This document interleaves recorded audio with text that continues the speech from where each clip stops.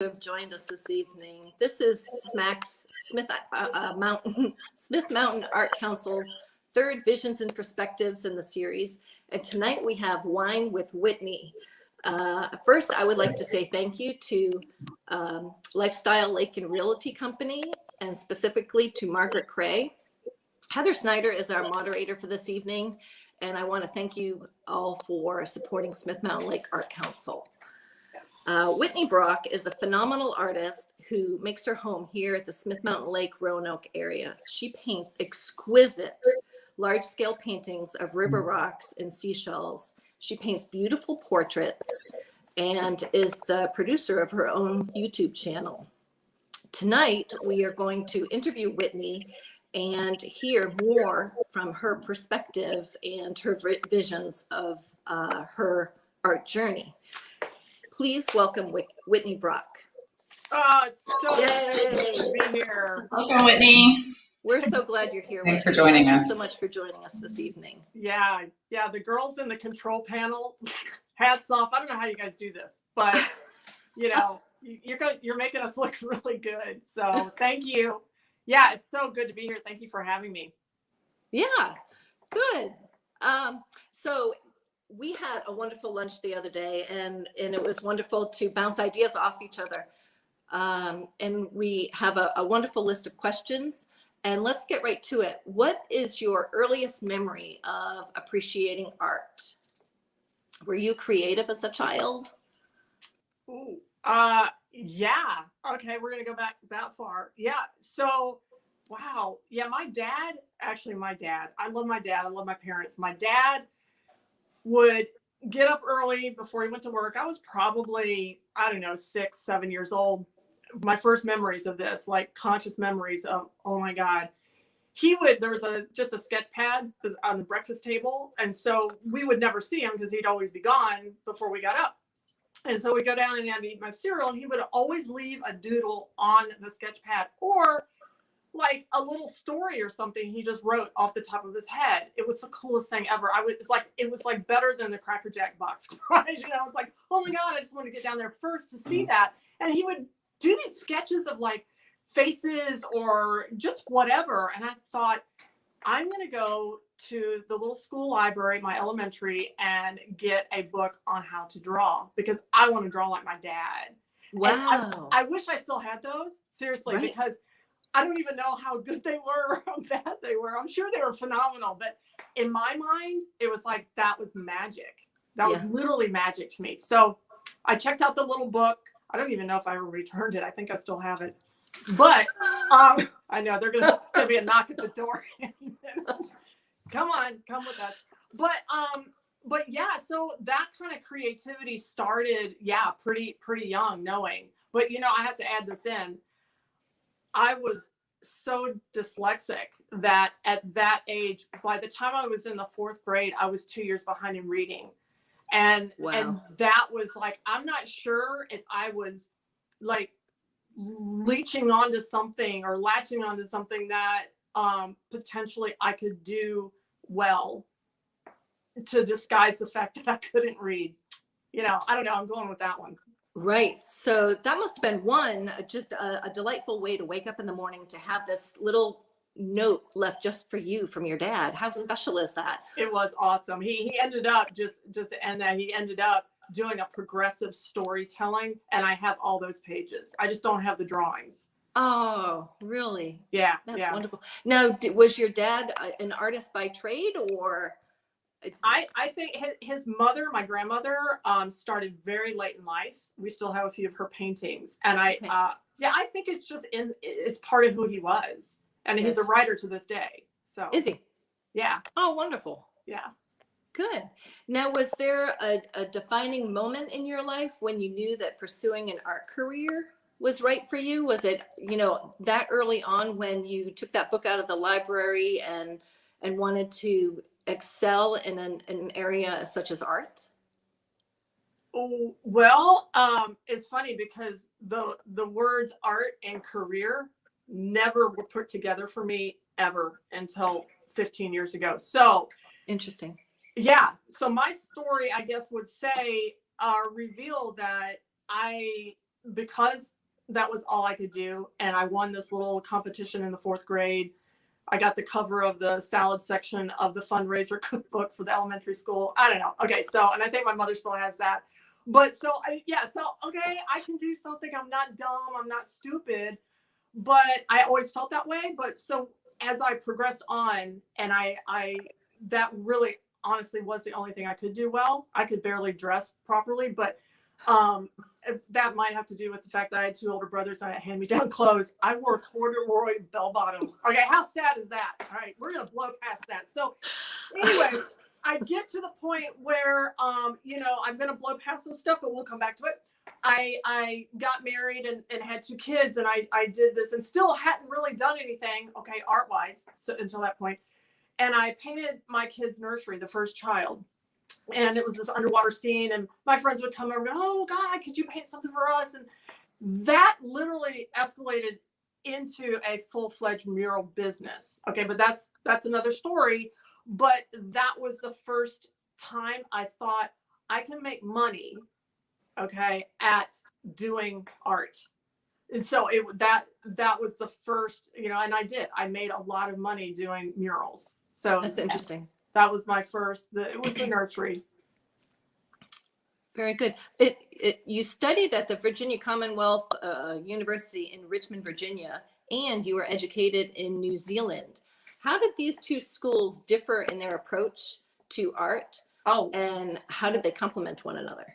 Oh, whew, there was no compliment whatsoever. They were polar opposites. Like New Zealand, and thank God I was there. I went to New Zealand equivalent to 7th grade. Okay, so I was still formidable, you know, in my younger years, and that education system. Okay, so I was dyslexic. They never did catch me up. There was no such thing as like no kid left behind. Okay, so I was left behind. I could barely. It was horrendous how low my self-esteem was. I had no confidence. If I had to get up and read, I would pee in my pants. It was just awful. That's a lie, but I felt like I could.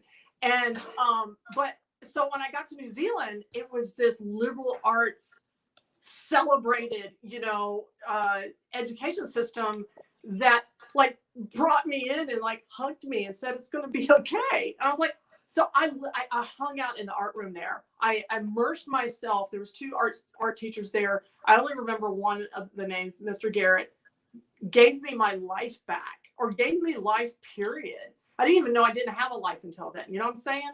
Right. You know what I'm saying? I don't know where that came from. But so that was like such a big part of their system that then when I got to VCU, Virginia Commonwealth University, and it was all ultra conceptual, you know, and in New Zealand it was all old school. Like you're gonna do your self-portrait for 6 weeks straight, kind of thing, you know, until you perfect it. You're gonna do it in every medium.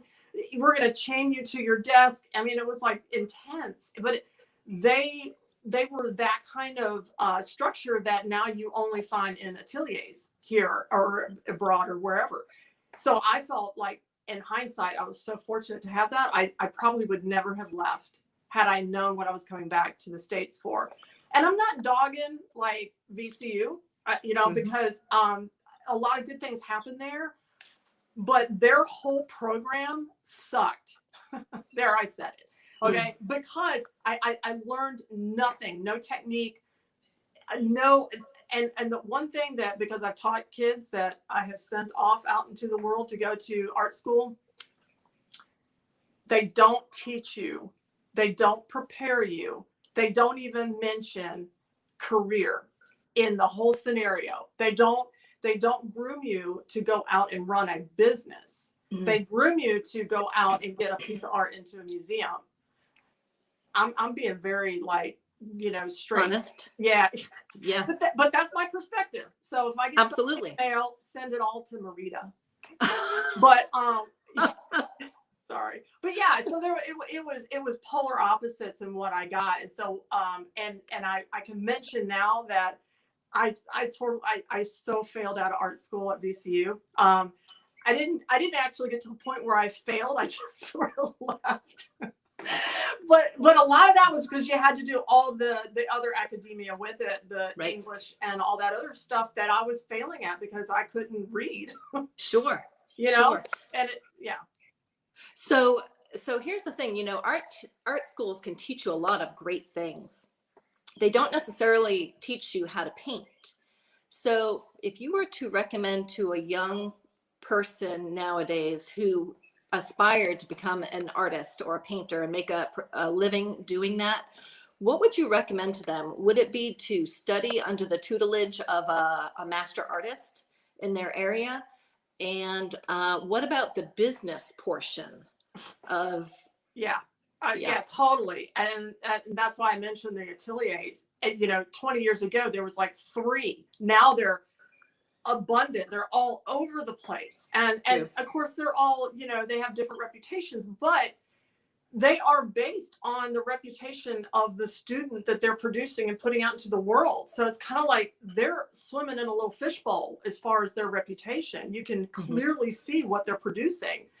But there's so many good ones, and I can name some, but I can't off the top of my head right now. But well, if they come to you later, feel free to mention their names. I will, and I might just put them in the comment section later. Ateliers that I recommend, that I've actually, you know, seen firsthand and seen the instructors and learned from the instructors. But yeah, it's interesting that you said that. So if you're not throwing a bunch of money into student loans at a, you know, university or college or art school, you know, state funded, then you have the luxury of putting your dollars into some sort of business, you know, education, marketing, educate. I mean, if I was to go back and I was to like mentor myself, you know, and tap myself on the shoulder, right? I would never have gone to VCU. I would have gone straight to the 2 ateliers or gone over to the friggin' Royal Academy in Florence. I don't care, but I would have totally backed that up or supported that with the fundamentals of business and marketing. Absolutely. Very good. Yeah. Good. I probably wouldn't have married John. I wouldn't have needed him at that point. So where did you learn? We know you don't mean that, Whitney. Where did you learn to paint? Like you started with the murals, and then you have attained this level of, in my opinion, genius. I mean, look at that painting behind you, the seashells. It's so stunning. The composition, the colors, you know, your river rocks, they're amazing, truly amazing. Well, thank you very much for that. My head just got so fat. I learned from a lot of different places, but my core, like my meat and potatoes of my foundation, I think oddly enough, when I look back, came from those stupid murals. Not that they were stupid, but I had to be on every day, bringing other people's visions to life, working under the most excruciating conditions. I'm up on scaffolding. I'm schlepping gallons of paint. It was grit. It was sheer grit for years, you know, and the whole time though, what am I doing? I'm painting. You're painting. So I'm going and I'm finding ways to solve problems and perspective and colors and all this crazy stuff that I thought I couldn't wait to, like, I thought that I'm wasting my time. Like, oh man, you know, the other real artists are making fun of me. You know, they're like, I've sold out, you know, and I'm not doing my purpose, my calling, or whatever you want to call it. And I was like, I woke up one day and was like, you know, I'm done. I'm done. Of course, I felt like I was getting old. If I knew now anyway, I was not getting old, but it was rough and tough. And I thought, I just want, like, you know, I want to schlep these. not gallons. They weigh nothing. And so I thought, okay, well, I will do the smart thing, you know, and I'm going to be a real artist, and I got a downtown studio, you know, to be with the cool kids, you know, and I'm like, I'm an artist now, you know. Yeah. And I roll into my brand new studio downtown Roanoke, you know, whatever that means. And I didn't know what the hell to do. It was like, well, what do I do now? I mean, I rearranged my brushes, you know, and I played with my stool. I spun around. I mean, I remember my first painting I did there. Guess what? It looked like a mural. It literally did. I just gave it away actually to my good friend Julie, and it was one of those things that was like my monument, my testimony to how screwed up I thought. That was crazy. That was dumb. I mean, I finally settled in, and I, it goes on from there. But I ended up getting rid of that studio because if I had my business model and I had learned anything in college or from anywhere, I would have never have gotten that studio. So that's my story. What would you have done instead? I would have made a studio at home, absolutely, and made a business plan, which I just did. The sad thing is, okay, I'm like talking all this crap. I just made my business plan 6 months ago. My first ever. So all along, haven't you had your business plan and kind of, No. Worked it out in your mind? No. Well, that's the thing. You can't work it out in your mind, Marita. I who knew? I knew like what I was doing. Like every day I'm producing and I want to sell and I want to do this, but a business plan, that's like holding your feet to the fire. You have written down what you expect of yourself and how you are going to manage yourself and how you're going to maintain that. And how you're going to be accountable to yourself. Yeah. And as I'm writing it down, I was sort of doing it weak, like, well, I want to earn this much, because God, if I go for that much, I'll fail at it. That's a good point. We don't want to fail. So when you are like sort of in charge of yourself, like the Lorax, he lifted himself from the seat of his pants and took leave of that place. Well, it's a tough thing to be a creative in your own space, doing your own thing, being accountable for yourself, and producing at a high peak performance level that then you can still fail at. So unfortunately, the voices in our heads are constantly bombarding us with contradictions and negative, positive, where if I just went to work somewhere, I would probably just say, well, the person in the next cubicle is stupid, or whatever I would say. That internal dialogue wouldn't get so heavy. Yeah, thank you. Heavy. Yeah. So many of you may not know this about Whitney, but Whitney is a master at scheduling her time and energy. And since we have been discussing this is a good segue into you telling us about a day in Whitney Brock's studio. Okay, first of all, put your seatbelt on and put your helmet on, because this is going to be scary. And I don't know how else to say this, actually. So we're going to start at 5 a.m. Boom. Wow. And I can't say I get up at 5 a.m. This is the funny part. Okay, I don't get up. My husband of 30 some years brings me a cup of coffee every morning at 5 a.m. bedside, lights a candle, kisses me on the forehead. Okay, I know. Eric has some. Eric's gonna have to up his game. Maybe not at 5 a.m. Yeah, all his dude friends hate him. But literally that is how I get, and it's not Monday through Friday. This is every day. Okay, we market at 5 a.m. every single day. We don't take weekends off. We work 7 days a week. He runs his own business too. He's a beast at what he does. So for 40 minutes, I sit in bed, I drink my 1 cup of coffee, and I go over all my emails, and I kind of get my social media straight for the day. And then I make my bed. Highly recommend that. I can check a box. I get a little endorphin, poof, because I've like successfully done something for the day, right? Then I right off the bat. Yeah. Then I do a hit of B12 under the tongue, all the good stuff. And then we go to the gym at 6. I run my 4 miles. But in mile two, 4 miles, like this.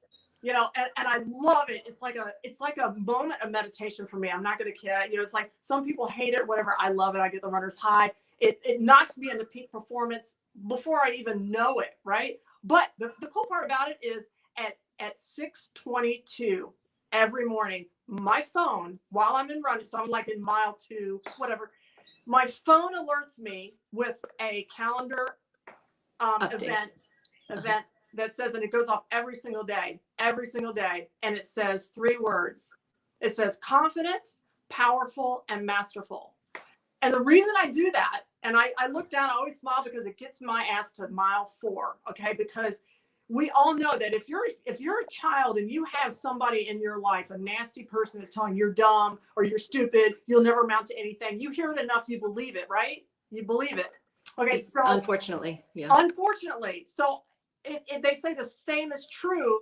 So something positive. So if I tell myself every day I'm confident, which I'm not necessarily the most confident person in the world, you know, and I'm powerful, and I don't mean powerful like I'm like a superhuman like person. It's more just powerful in the sense of I can control my body and say what and when and how much kind of thing.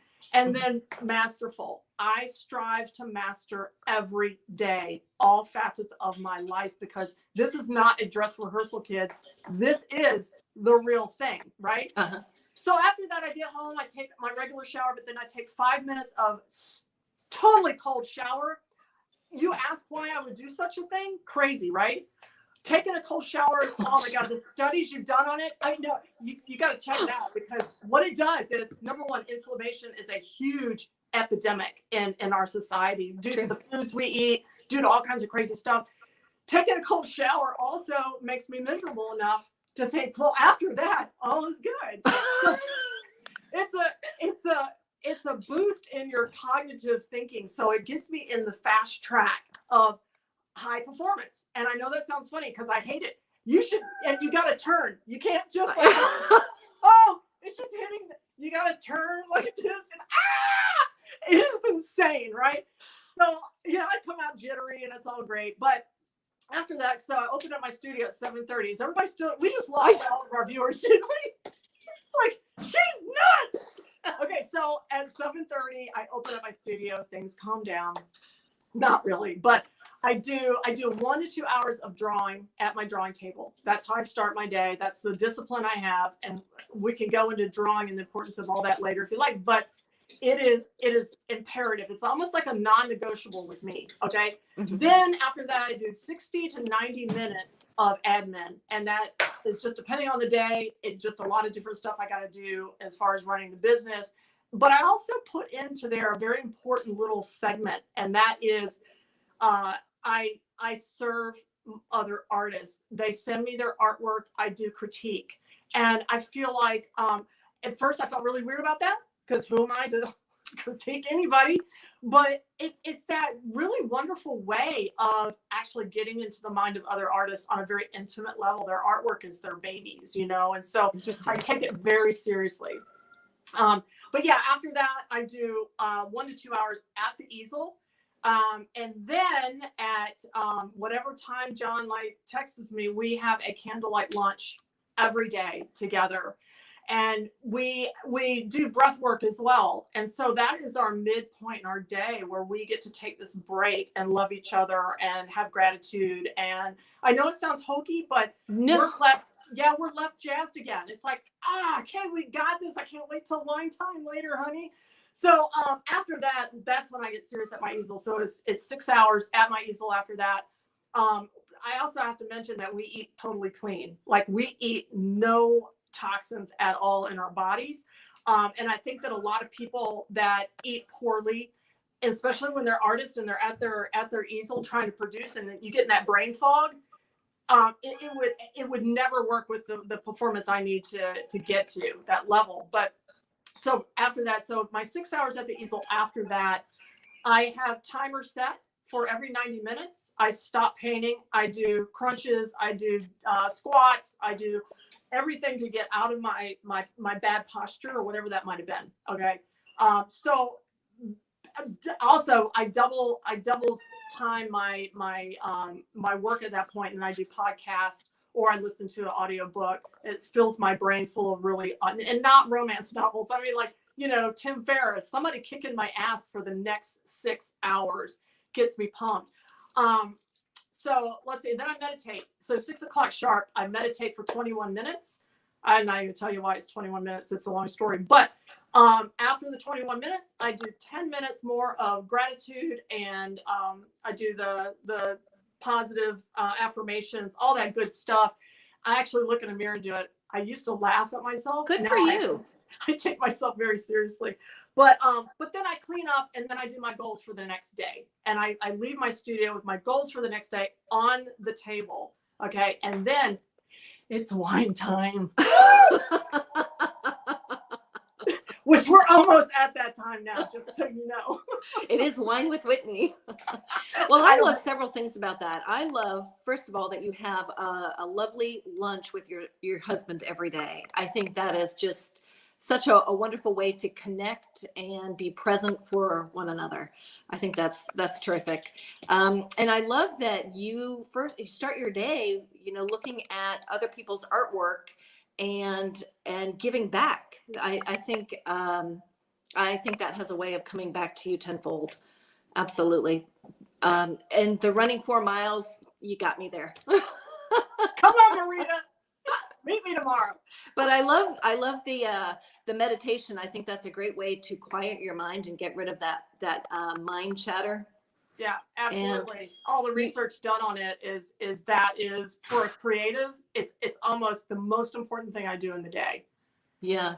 You once told me that you wrote down everything you were going to do in the studio the next morning, so that when you walked into the studio, you knew exactly what you needed to work on and accomplish.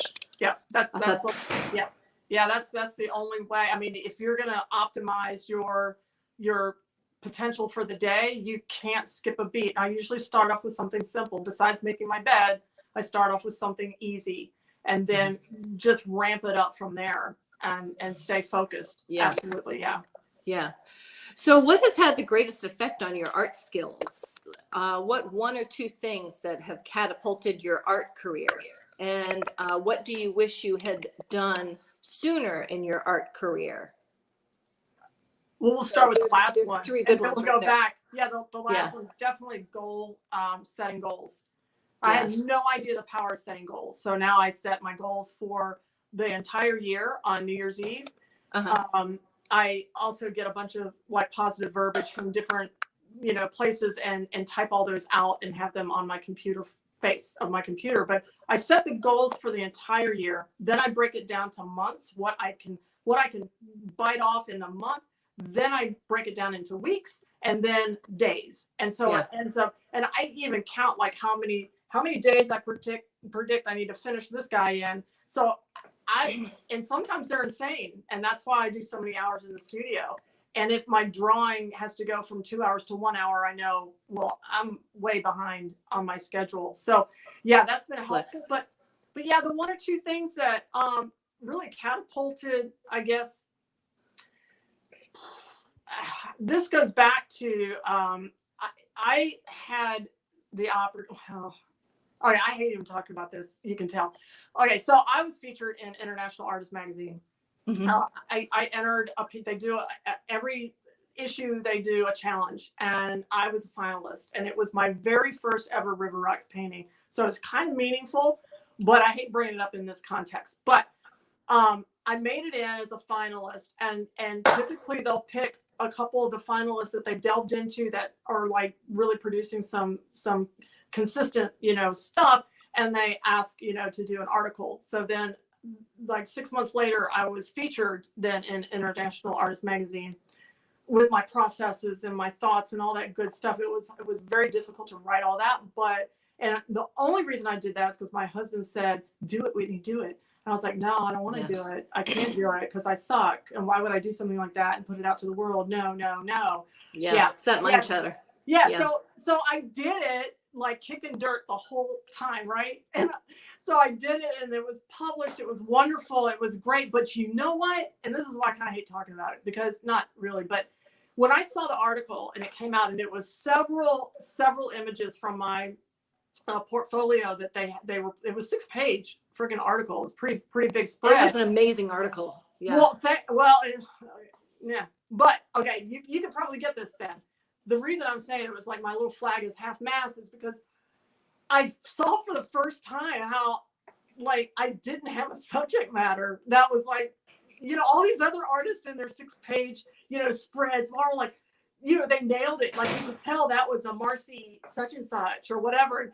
You just like Whitney is just like whatever. Obviously, she felt like painting that day is what she painted, and I felt like, well, crap. You know, I don't even have a voice. I don't even have a thing. Yeah. But I had that first River Rocks that won that finalist thing, and so so I thought, okay, I'm gonna grab a hold of that and run with it. And you know, just as a side note, I got to tell this story because it's actually like so pertinent to why I decided to paint rocks. And then I'll go into the second thing that catapulted me, because it was, you know, also very, very, very important. And I think it's why I'm standing here right now spouting the crap I'm spouting. Okay, so let me get to that. But the story about the River Rocks. Okay, so I am, the boys and I are kayaking down the Jackson River with a friend of ours, Frank Nelson. And Frank's such a wonderful friend.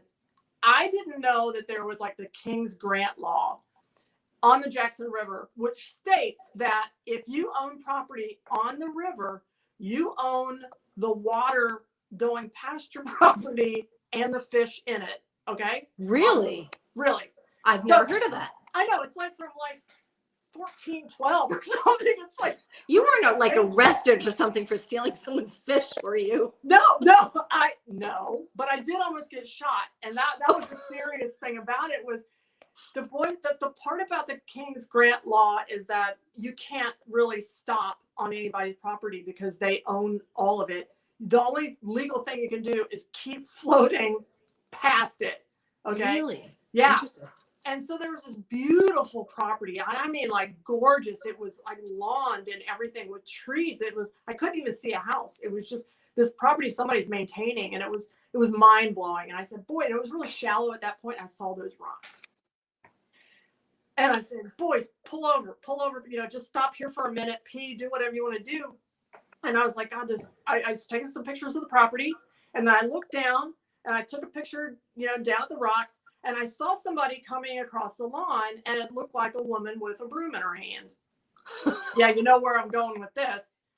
So I was actually formulating in my head how I was going to compliment her on this beautiful property until I realized it was a gun.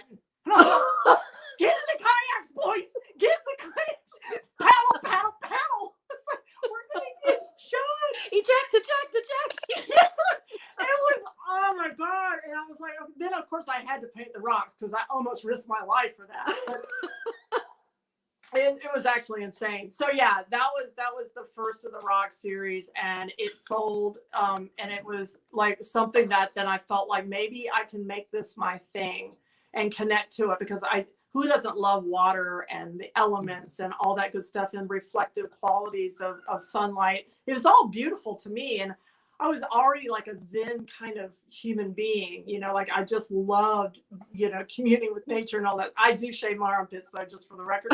But yeah, so the two things, yeah. So then the other thing was, okay, so the International Artist Magazine was an awareness in a way that really kind of made me hone then that thing I was going to do. So my next 6-page spread was all like my thing, my signature.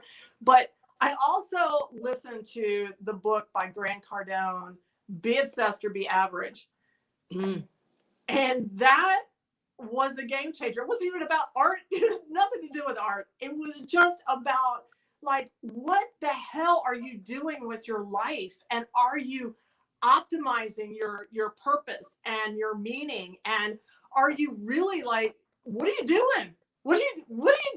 Do you know why you're doing what you're doing? You know, and it's like, right. No, I don't know why I'm doing what I'm doing. It was like, and he narrates it himself. So I did the audio while I was painting, right? Yeah. And I think it was like a 22-hour book. He literally yells at you for 22 hours. He's just so on fire, just like I am. So that's why. That's awesome. Yeah, it was. And then I went on to like Tim Ferriss, who's brilliant, and all those. What they're trying to do is get you into peak performance so that you can do the thing that your purpose is in life. You can do that, ring it out, so to speak. So, yeah. That's amazing. So you listen to a lot of podcasts when you were painting? Yeah, my favorite, and I recommend it to anybody because it doesn't just cover, it's about how to just be your best self and it goes into all the health. It goes into everything. It's Tom Bilyeu. He's incredible, and it's all on YouTube, or if you have a podcast thing on your phone, it's I recommend it. I listen to him. I think he does 2 a week. Great. Good. I'll have to look for that. Yes. So what recommendations do you have for artists who want to commit that kind of that amount of time, but they're trying to balance family life and being an artist?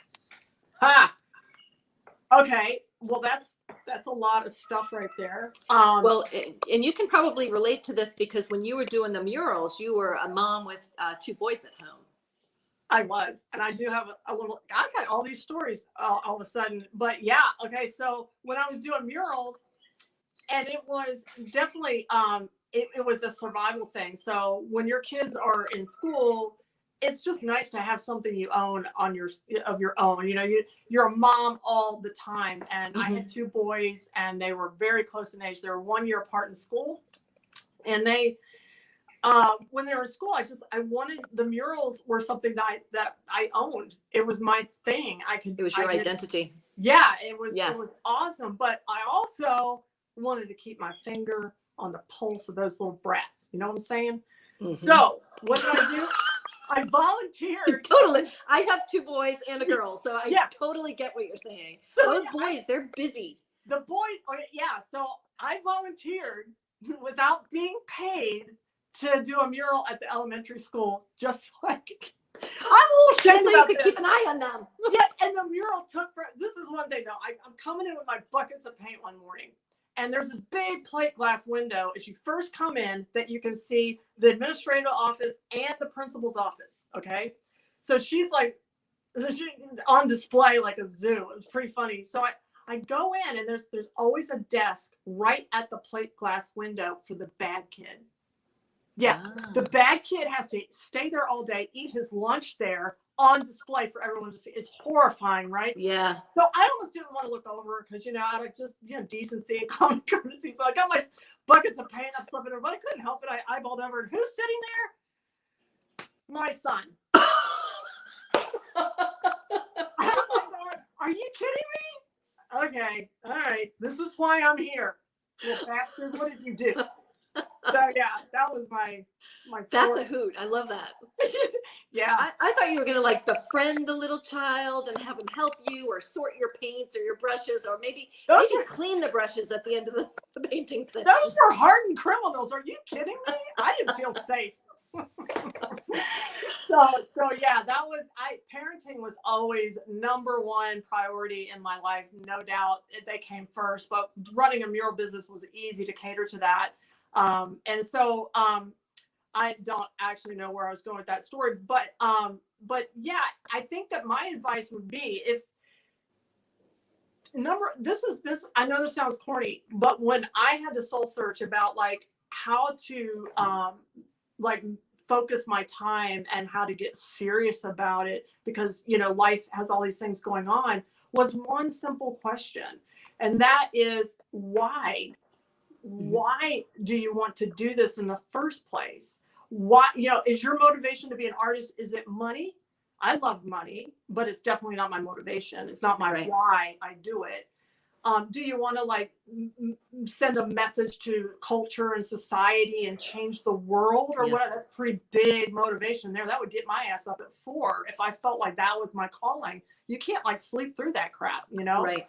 So it's why are you doing it? Does it just bring you joy? I hate to say this, but that's not enough. That's not enough to get you up at 5 and put in those kind of hours.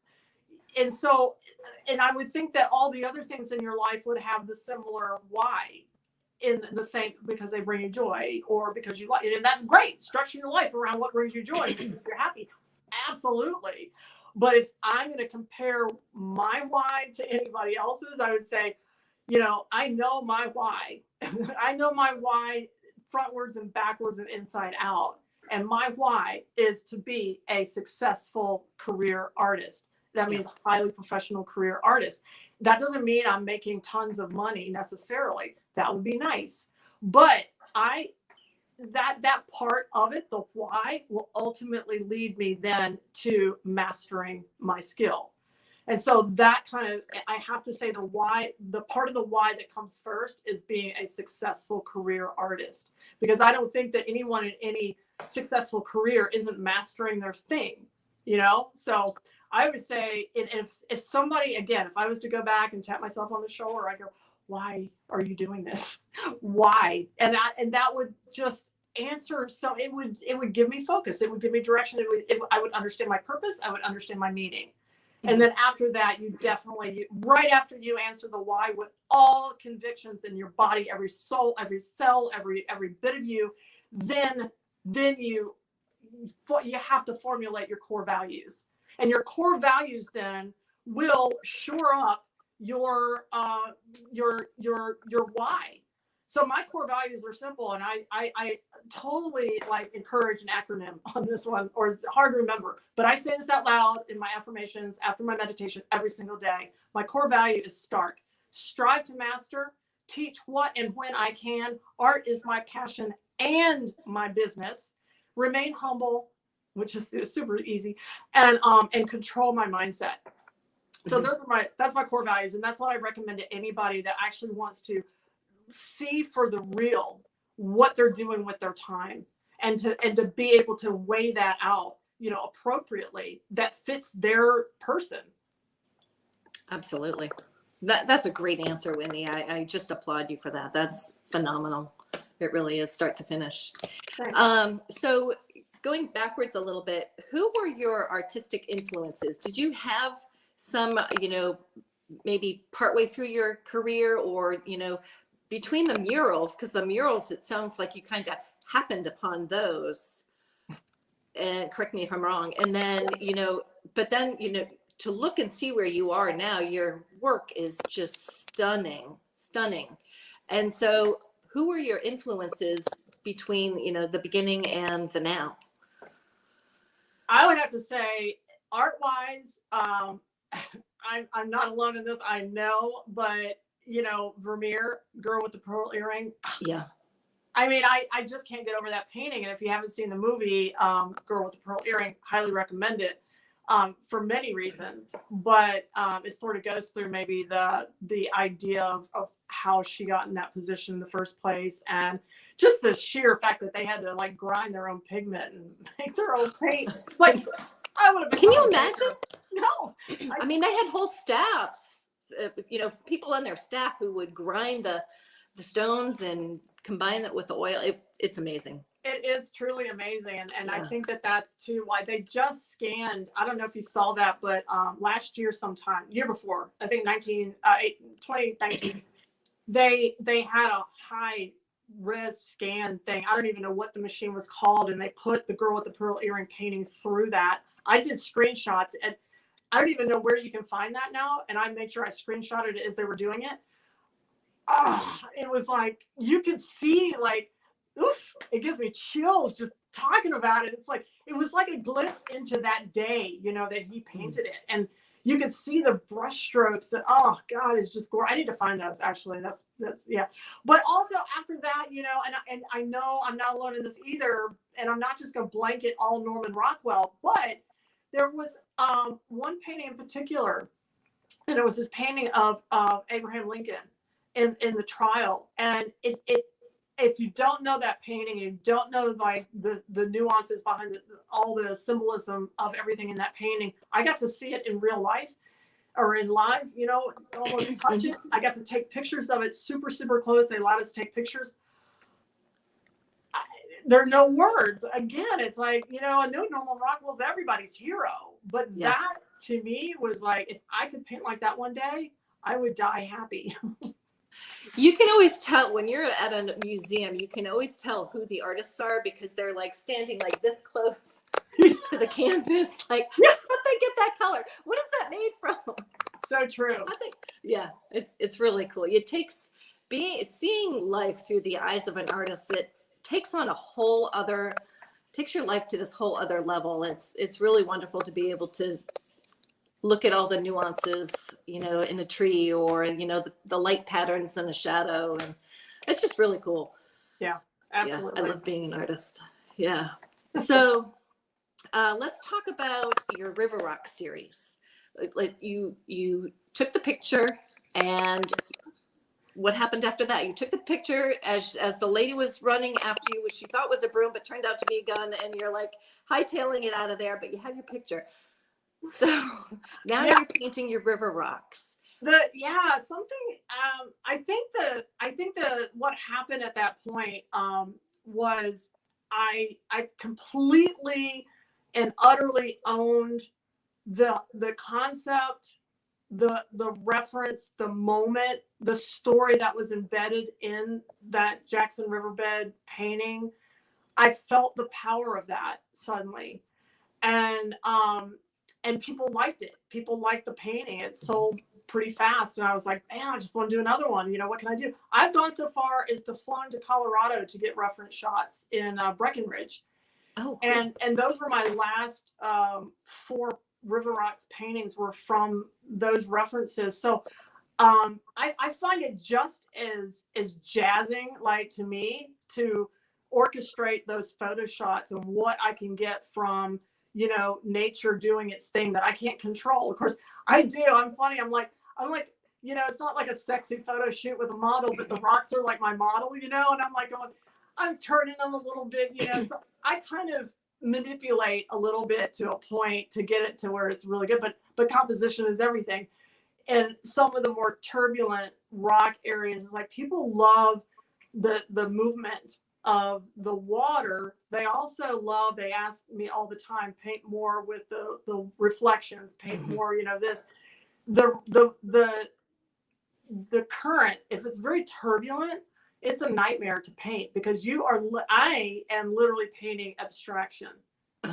It makes no sense to me. So I'm actually having to talk about a high peak performance state. I have to just pay attention to what I'm painting, and I cannot listen to anything except symphony music at that point, something without any words. And it's very difficult. So to me, those paintings are worth twice as much in sweat labor. But yeah, the river rocks, you know, I could do them all. I do get into a state of zen when I'm painting those. I do enjoy painting those. The shells opened up a whole new kind of, you know, arena for me, and I didn't expect it.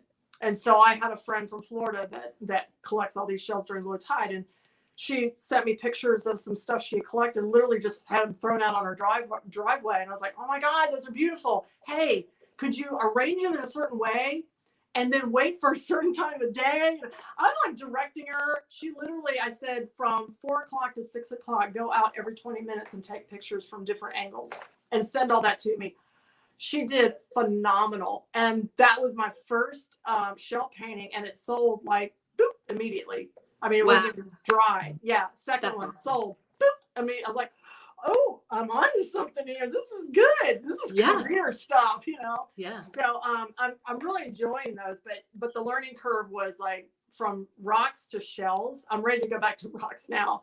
Shells are the construct of a shell is insane. It's fascinating too. I mean, it's like brilliant. Yeah. It's like, how did they get that way? And how do they know to make the same one over and over? Ridges, and the growth patterns, and boggles my mind. But I thoroughly enjoy them. But it's a lot of technical stuff to paint these shells. Absolutely. So a lot of your river rocks and your seashells, they're usually large scale, like 36 by 36 or 48 by 48. So give us an idea of how long it takes you to bring a painting like that up to the level of realism that you're able to achieve.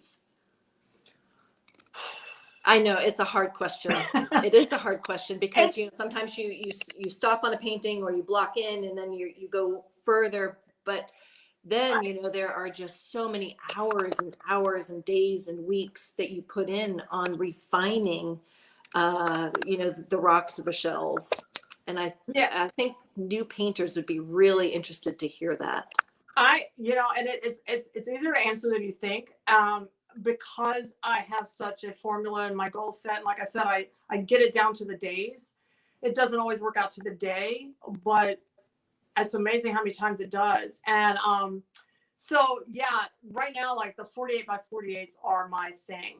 And those, they're massive. I mean, that's, you know, this one, right. Anyway, it's a pretty big honker. And from start to finish, if you factor in, you know, I've had to go get the reference shots, and I get the image on the canvas. The canvas has to be prepped, image, you know, orchestrated, and then I spray the drawing onto the canvas. Fixative, yep. Yeah, and then once I get started, the underpainting is the easiest. And I get so jazzed about that because it's just really the darks, and it's one color, it's indigo blue. And I've posted all that on Facebook. If anyone wants to go back and see the process, it's all on Facebook. But on your YouTube channel, is it on Facebook or your YouTube channel? It's on my Facebook. Yeah, okay. It's on my Facebook. But and you can see some on my Instagram account as well. But basically after that, it takes a while. So from start to finish, a 48 by 48 is about a month. Wow. And that's some serious hours. So what I do is I kind of like what I'm working on now, there's every shell probably has 3 different layers. So it has the beginning structure layer, then it has the textual layer where I'm creating some texture, then I do the glazing. And the glazing is basically to identify the final values of the shadows. That some of the shadows, I don't know if you could, so some of the shadows, let me just turn that. It's going to go the opposite direction. Yeah. Some of the shadows have to be glazed over. I don't want to have to paint all of that in there with a separate color altogether. So I can keep some of these colors going and simply glaze over them to change the colors and the effects. And especially in the shadow areas, a lot of that's just glazed over. So, you know. And do you use I'm sorry, go ahead. Go ahead. No, go ahead. I was going to say, do you use a glazing medium, and does that help it dry more quickly? I use the Winsor & Newton. I thought I had it right here. Winsor & Newton blending glaze. And it's, and it's funny because when you get into the level of trying to master, you know, painting, you come into all these issues of archival quality, and to do it right and responsible, you have to take into consideration all the nuances of how to protect this painting for 1,000 years or whatever, you know. Yeah. So the mediums seem to be the common denominator for the downfall of that process and the prediction of, you know, is it going to crack or what. The beauty of this is it's wood. This is the first one I've done on a wood panel. So there will be, so all the cracking and stuff occurs from the hot and cold, expanding and contracting issues with canvas. So of course it's going to crack the paint off eventually if it's not kept in a solid, perfect condition. You know? Yeah. So your wood panels, do you gesso those and then sand them yourself and then you do the whole? Interesting. Yeah. Well, you know, at 36 by 36, and those must get heavy. It's not too bad. I think the 48 by 48 would be too heavy, but the 36 by 36 is fine. Perfect. Good. Yeah. It's working out pretty. It's different, but I don't know if I'll do another one. I don't know. We'll see. Oh, I bet you will. I bet you get hooked on them. Now, tell me about like the composition. You said you use pictures and you draw an awful lot, you know, daily.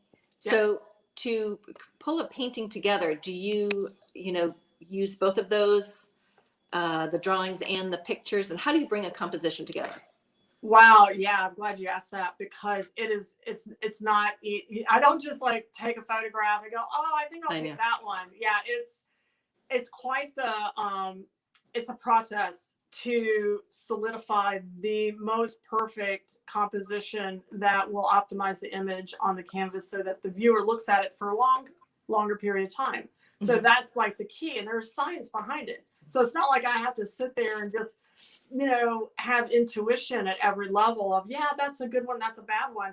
There is literally science behind that, and how to maintain a locked in engagement with the viewer to the painting. So there's an app called Notan, and that will if you don't know what notan is, can't get into it now, it's complicated, Mhm. but that basically shows you the raw, unadulterated compositional strengths of an image. And it's brilliant. And so I rely on that every time. And then past that, and that's raw and unadulterated, meaning black and white. So it just changes the image to black and white. So if there's too much gray, It weakens the image. Right, there's nothing there that Right. doesn't even identify it. So you're like, oh, that's gonna suck. Right. So yeah, check out the notan first, and then and to me, the perfect composition, and this isn't probably written anywhere, or it's not a rule, to follow, but I like a 40-60 white black ratio. Okay. And yeah, and then from there, that's just one aspect of the composition. Then you go from there and you use stuff like the golden ratio. If you don't know what that is, yeah, you Google it, because that's like, if I put this shell right here, it's in the golden ratio. Mhm. So this shell is going to be doing the heavy lifting in the composition. So it's going to like make you go, oh, that shell is so beautiful. You're going to keep coming back to it. You're going to, your eyes going to move around, going to keep coming back to that golden ratio.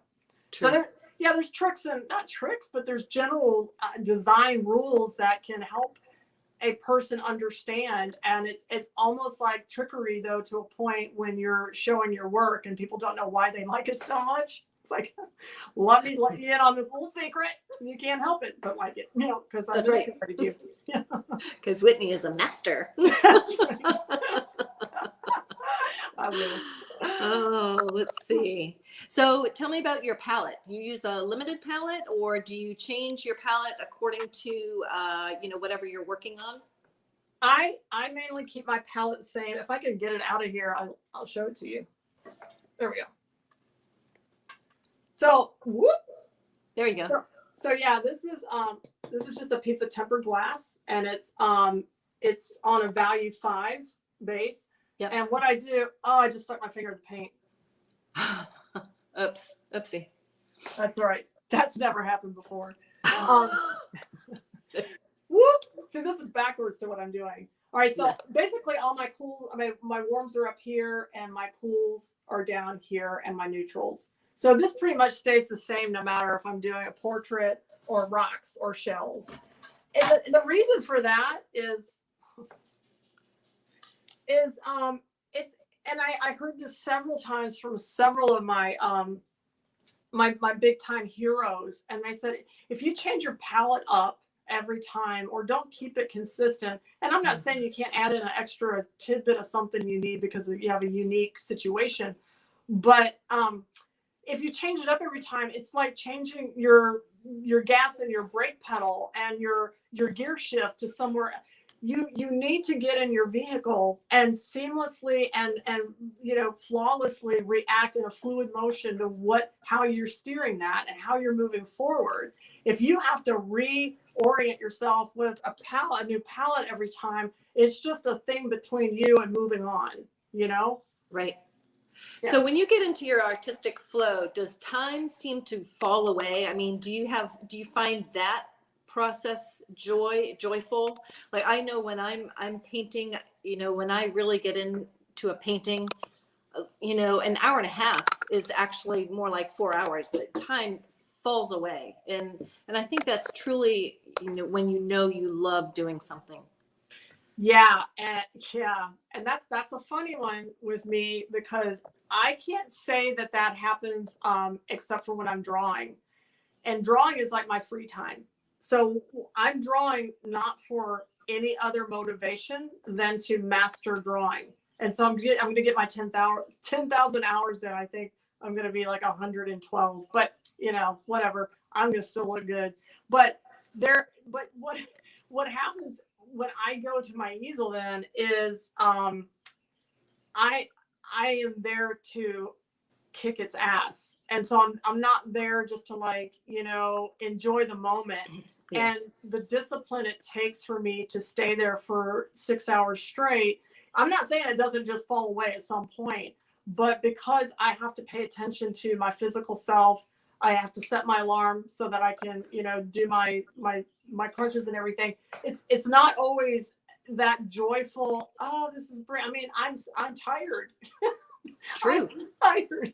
But if I don't get, it's like, I'm going to be dead in a decade. It's like, I've got just this much time to get it done. So that is always nagging at me, like every day. It's like, get back into that easel, especially if I've done a social media post. That is the most annoying, focus detracting thing that I do. And I hate it. And then I'm going to hire somebody. It's on my goal for the next 6 months. I'm going to hire an intern that's going to handle all my social media. It's a time suck. It's a mental suck. It sucks me out of, and I try to put my phone over at my desk and at my hour mark or my 90-minute mark, if I'm really like struggle and I don't do my exercise for 90 minutes, I try to keep my phone over at my desk. So at that little moment, I can check it.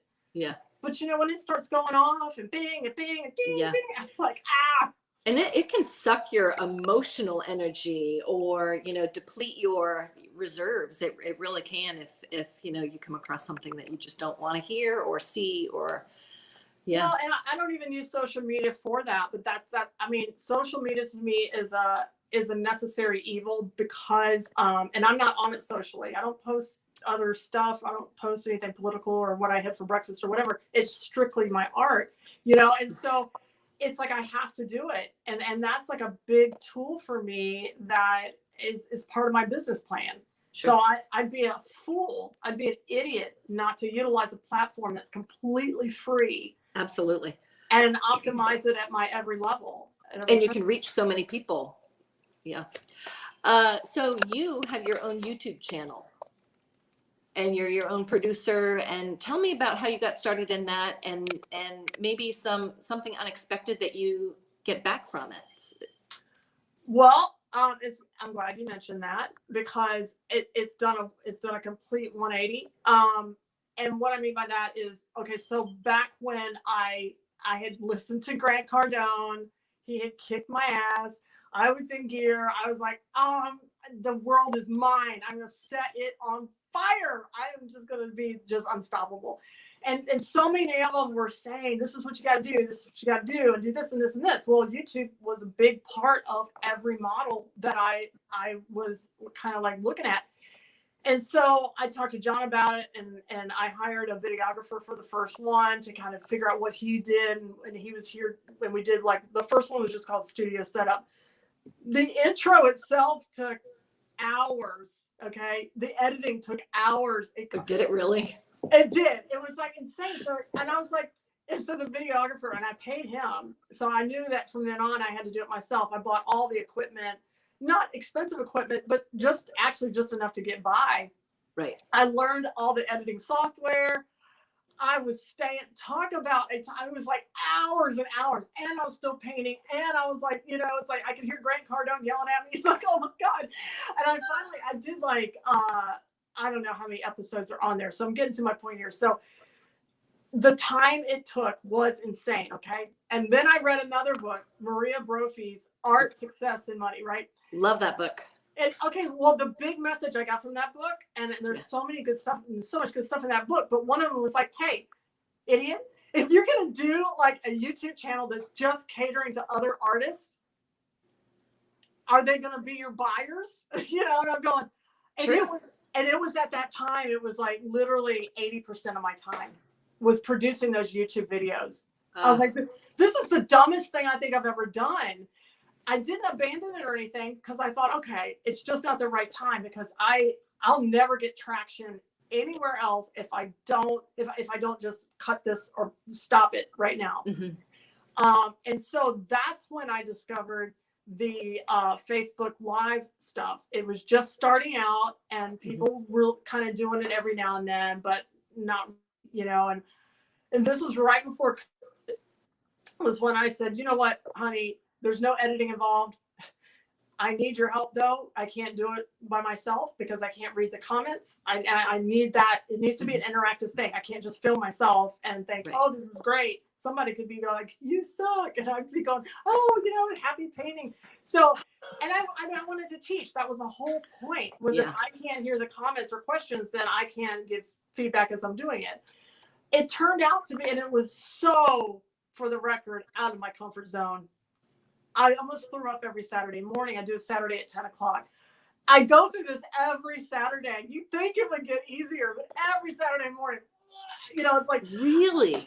yeah, because they're so beautifully done, and the essence of who you are in your personality just bubbles through. They're wonderful videos. Please check them out. If you haven't seen them, please take a look at those. I just, and I just try to thank you. That encourages me to keep going. But and it's such a small attendance, but these people come back every Saturday, and they're my friends now, and they bought some of my art, and I'm still like, so this is like a community that I'm my own little tribe of people. And every now and then I get people from, I don't know, Bulgaria chiming in, and, Greece, and it's all kinds of fun. But my main thing is, and I always said this, I said, if I'm going to be in my studio anyway on a Saturday, which I am, why not film a little 1 hour thing? But then I found that I started wanting really good content. And so I started spending all day Friday preparing for my Saturday, so that I was, like on with something that was very good, good information that could be used by anybody or inspire somebody. So I take that so seriously, every now and then, if I just don't have time, I will just continue on what I'm working on, but try to find some aspect of it that will contribute to somebody else's, knowledge bag. So that, and that's a wonderful way to give back too. I mean, look at Andrew Tischler and what he's done with his YouTube videos. And, and I tell so many aspiring artists that, if you want to learn to paint, there's just so much right there on YouTube. And I found watching your videos, you have that painting of that little boy, your nephew, I think, with his hands up here. And it's a sped up video. Yeah. And then there's the painting of the apple. Mm-hmm. And then there was another painting that you did that was high speed, I thought. But yeah, no, I as an artist gained so much from that, just hearing what was going on in your mind as you were painting. I think it's a wonderful tool for young artists to look at. Yeah, there's so much information. And again, that was one of Andrew Tischler's one of my heroes, by the way. Andrew Tischler, Casey Ball, Cesar Santos, and of course Richard Schmidt. I mean, those are my, and he's just passed away. And it just, these guys just know their stuff. Excuse me. And the more that I listen to them, or I've met two of them, two out of those three. But the more I listen to them, the more I know I don't know. It's crazy. Mm-hmm. So we're coming toward the close here. I have just a couple more questions for you. What would you like to tell any emerging artist how to get involved in their own artistic community, or how to encourage them to pursue their own artistic journey? Wow. Okay. Again, I'm going to go back to, I got a frog. Sorry, you've been doing all the talking. I know. It's like I'm on fire now. You need wine. That's nature's way of just saying, shut up, Whitney. Yeah, I do need wine. Or tequila. So yeah, I'm going to go back to the why. I don't think, number one, the young artists are coming out just as naive as I was as far as business. And I think it's wonderful. They've got this passion. They've got this just young, bright, rainbows and butterflies. And it's like, they just are so eager to express themselves. It is just gleeful and joyful to watch them. Right. Right. But then I just see that, like, I just want to take them by the little face and say, why are you doing this? No, I don't mean that bad. It's just like, if they need to think about that. They need to be able to write that down and have it solid. And then they need to formulate their core values. I'm not kidding. This is like so important. You can express yourself all day long in a beautiful way. Mm-hmm. But if you don't know why you're doing it and what direction, you say this is a journey. Absolutely, it's a journey. But that's just like going on a journey with no idea where you're going and why you're going there. And so I can't stress that enough. That's the one thing I got from all these Dr. DeMartini, Tim Ferriss, Grant Cardone, all these people. And there's a book that says Start With Why. Fantastic book. I forgot who wrote it. Anyway, Start With Why. It's worth the read. It's not a big book. it's like a eureka moment. Like, why didn't I think about this before? Because it's such a simple question, but that ultimately is your motivation and the gas in your tank. So if you can't answer that question, then you are literally dead in the water. You got nothing. You got nothing to run on. And so, but also, yeah, to be a part of the community though is another whole story. And I think that's what. And I'll stop rattling. But there's this big piece of the art pie, right? And then you've got this little sliver of it that is professional artists. And then you got all these hobbyists. Well, most of those hobbyists at one point were fresh out of art school or whatever, and really they had dreams of being a full-time artist. The sad reality of that is, and I'll explain why that pie is so distorted, or it's just awful. But in 2018, there was the survey, a study done on professional artists in the city of New York. Their average income, professional artists, their average income was $20,000 a year. In New York City. Yeah. How do you make it? You don't. You don't. either have 14 roommates or you live in your car. I mean, to me, that's like a punch in the stomach. It's like, oh, okay, so there's something wrong with that. And I think the big disconnect between how to get that piece of pie bigger for the professionals is to have them in a professional orientation when they're going out into the world from school, from the ateliers, from wherever they've gotten their formal like tidbit of information or education from. If they don't have, I'm exhausted now. I mean, you know what I'm trying to say? It's just, to me, it's sad. If I could change it, if I could take a young person and say, if this is truly your journey and you know why you're going on this journey, and you have the little, kit bag that all your tools and your techniques all, and figure out what you are going to paint, number one. And yes, join all the Oil Painters of America, or any local like SMAC. I'm members of the League of Roanoke Artists. I highly recommend that if you're in this area, as an awesome organization that they support each other. But the sad thing is, majority of those are not professional artists. They can't sustain their livelihood through just painting or just art, and that's just a sad commentary. And that's probably why I woke up and I realized, if anything was to happen to John, could I support myself? The answer was no, I couldn't. That was like, well, it's frightening. It is very frightening, and it's wrong. What? And if I was a man, would I be able to fly with that? No. I mean, I would have either had to not been an artist and just dibble dabble on the weekends and get a real job, or no business. And so, and things immediately turned around for me. So I know that there's proof in the pudding of everything that I'm implementing in my business plan. I want, though, the art and career words to come together as one for any young person that is going to take this as a serious journey. It's a career. It's not necessarily a joy every time. And such is life, right? Absolutely. Yeah. I mean, through suffering comes great things. I can contest to that. Well, that was a great answer.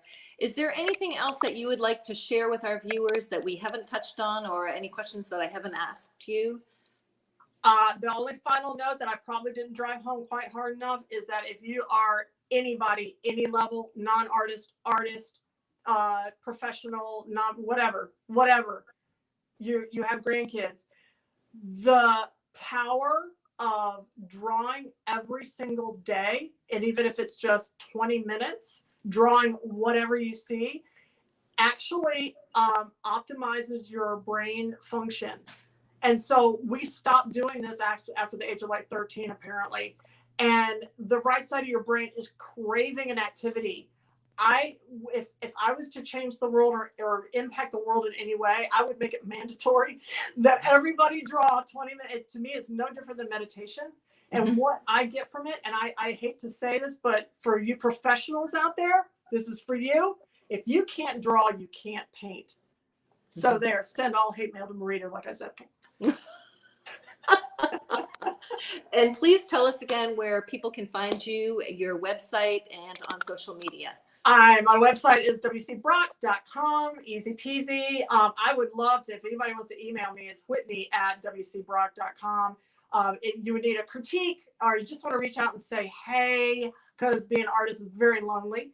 Or I've got Instagram, Whitney Brock Art, and I got Whitney Brock Figurative Art. I have 2 different channels because I don't want to, I do portraits now. I will end with, this is one of my current portraits that I did. This is my model, Allie, and it's a lot of fun to do the portraits as well. But oh, do I hear a cat? Yeah, she's been like going like this at my window. Wow, that's amazing. So I'm splitting up my time. So I've got 2 easels going on right now. So I'm like all over the road. But yeah, so that's one of my Instagram accounts, is just my figurative stuff. And that's about it. Stop by and see me sometime. And we do want to mention to our viewers that we were not able to take questions during this interview. If you have any, you're welcome to leave them in the comment section, and Whitney will take a look at those and try to comment on those if you're interested. Whitney, thank you so much for your time and your insight into the art community and the art world. We really, really appreciate you. Your work is magnificent. Thank you. This has been so much fun. It was a great opportunity for me just to rattle on and on and on without being interrupted, because John doesn't let me do that. But I love this art community, and I just have to say that, you know, being a part of something like this and knowing the talent in our area alone, which really does blow my mind. I've lived a bunch of different places. It is insane how much talent that we have right here. So thank you for letting me be a part of this. Oh, thank you, Whitney. You're incredibly awesome, and I appreciate you as a friend as well. So, and look at those people there, the masterminds. Margaret and Heather, and thank you to. Thank you both. You're amazing. Yeah, very good. All right, so you guys are awesome. So thank you so much. All right. We all said Good night. Good night. Good night. bye.